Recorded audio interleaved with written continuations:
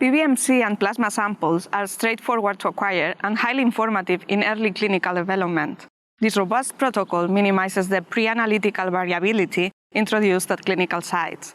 This protocol is fast and easy, requiring basic lab equipment and minimal operator expertise to process the blood into PBMCs and plasma.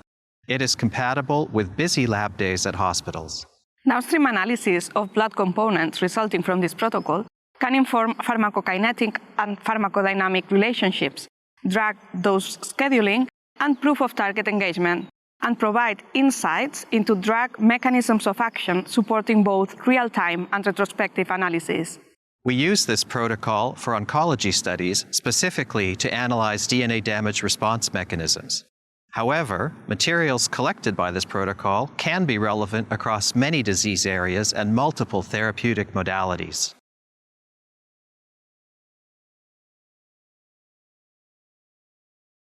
After receiving 8 milliliters of donor blood per sample, record the time at which the blood was drawn and gently invert each tube 8 to 10 times before transferring the anticoagulant-treated blood samples into each of the tubes labeled for irradiation. For clinical samples, centrifuge the tubes right after inverting them. Place the 0.2 gray tubes in a pre-warmed X-ray cabinet, close the door, and apply a 0.2 gray dose to the tubes.